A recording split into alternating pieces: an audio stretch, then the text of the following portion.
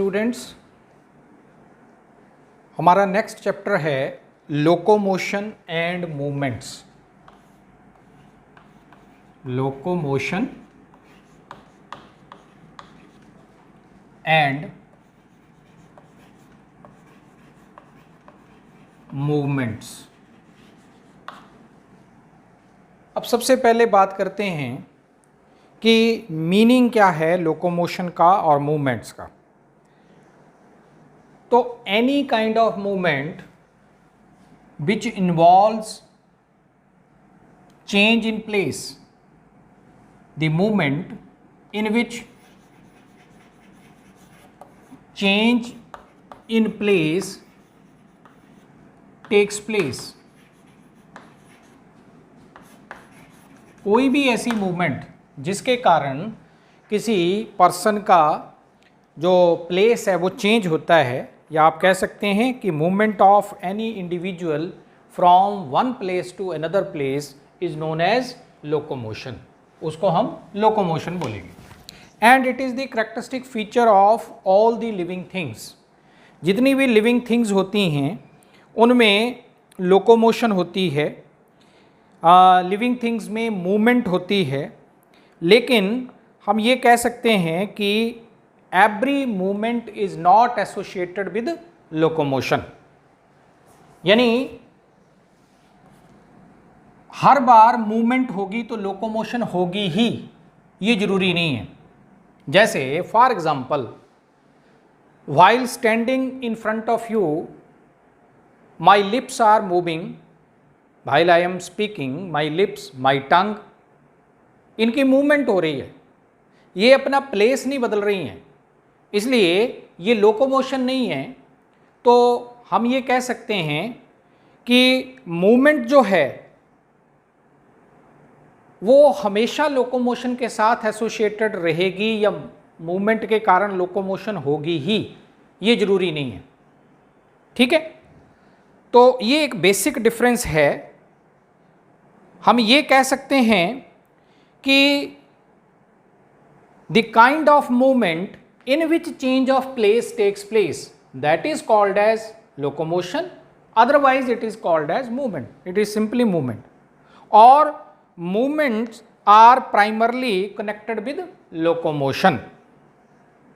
ठीक है, अब ये जो मूवमेंट का फिनोमिना है या फीचर है, ये एक बेसिक करेक्टरिस्टिक फीचर है लिविंग थिंग्स की। नॉन लिविंग थिंग्स कभी भी मूवमेंट शो नहीं करती, लेकिन नॉन लिविंग थिंग्स अगर मूवमेंट शो करेंगी, उनके किसी पार्ट में मूवमेंट होगी, तो वो होगी due to certain external force. जैसे एग्जाम्पल अगर मैं दूं तो कोई कार्ट है, movement of cart,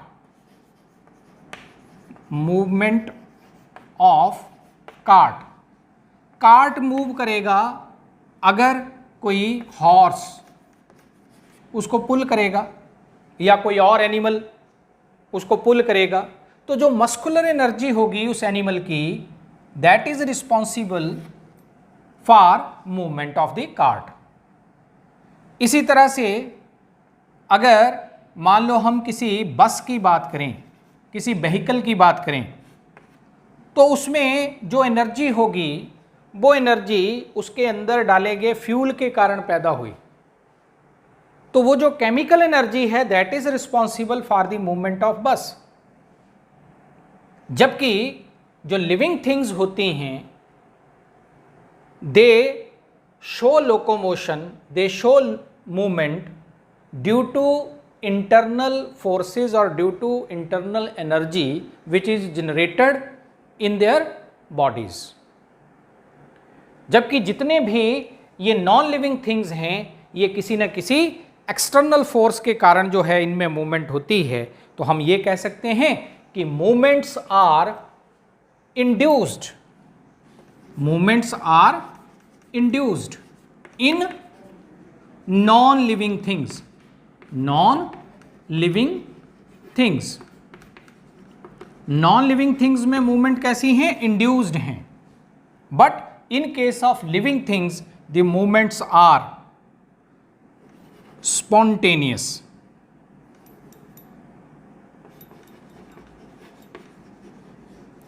spontaneous in living things. तो लिविंग थिंग्स के अंदर जो है वो मूवमेंट अपने आप होती हैं, स्पॉन्टेनियस होती हैं, जबकि नॉन लिविंग थिंग्स में ये क्या कैसी हैं, इंड्यूस्ड हैं। स्पॉन्टेनियस कह सकते हो, अदरवाइज ऑटोनॉमस कह सकते हो, लेकिन नॉन लिविंग में इंड्यूस्ड हैं, किसी न किसी एक्सटर्नल फोर्स के कारण मूवमेंट्स होती हैं। नेक्स्ट है movements of body parts.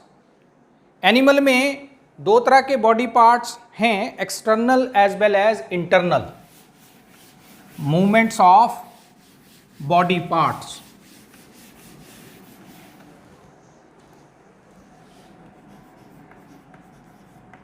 Movements of body parts. अब दो तरह के बॉडी पार्ट्स हैं तो उसमें फिर दो तरह के ही मूवमेंट्स होंगी।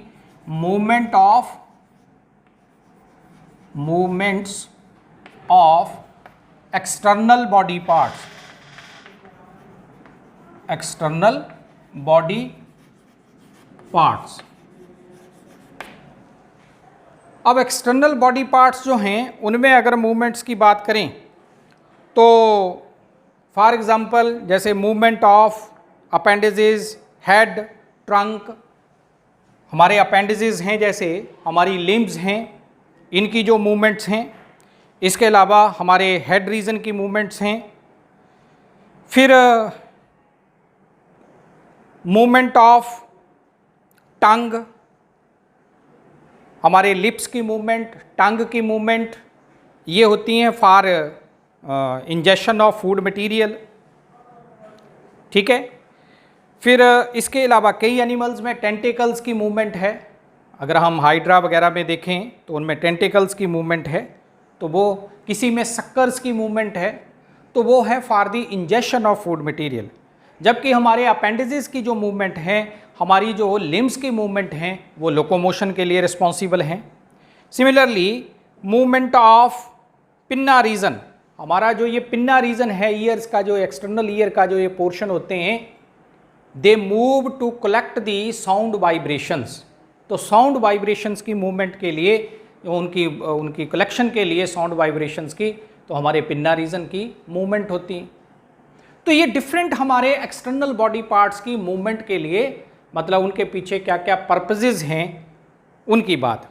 इसी तरह से internal, movement of internal body organ,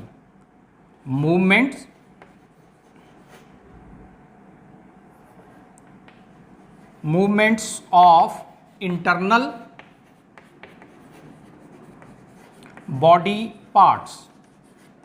अब हमारे जो इंटरनल बॉडी पार्ट्स हैं उनमें अगर हम बात करें तो हमारा जो यूरिनरी ट्रैक्ट है, यूरिनरी ट्रैक्ट के अंदर, inside the urinary tract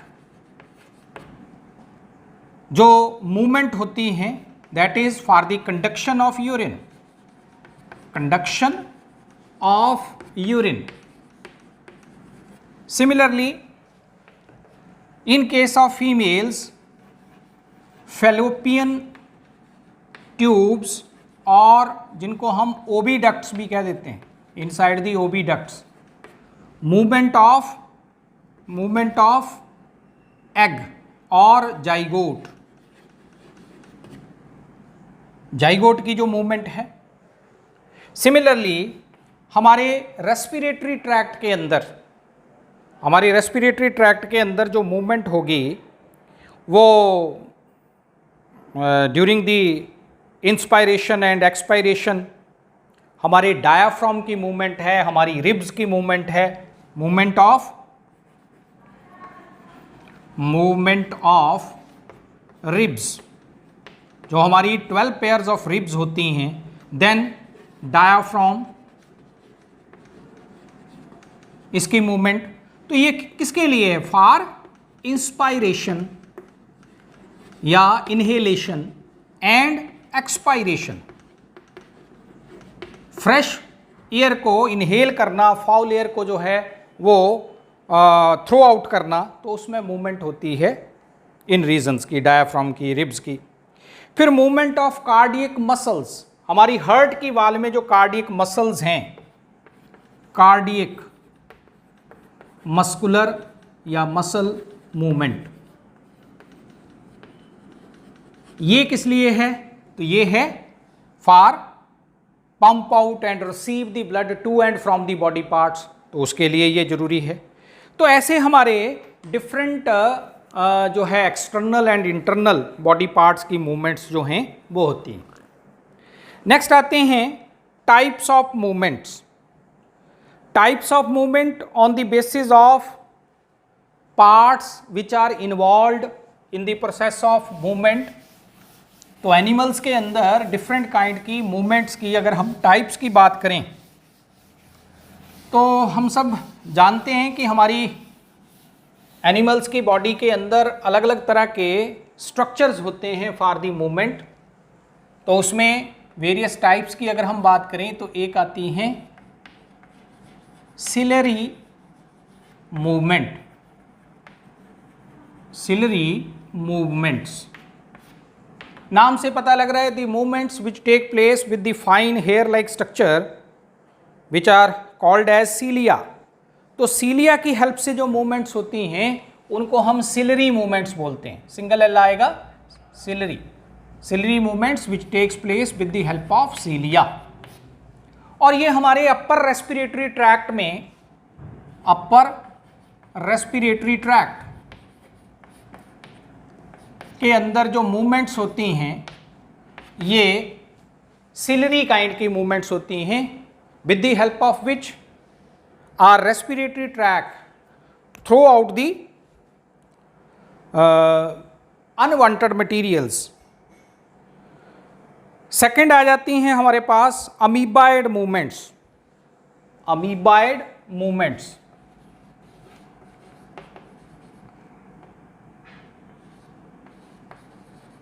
amoeboid movements, these movements are shown by our leukocytes।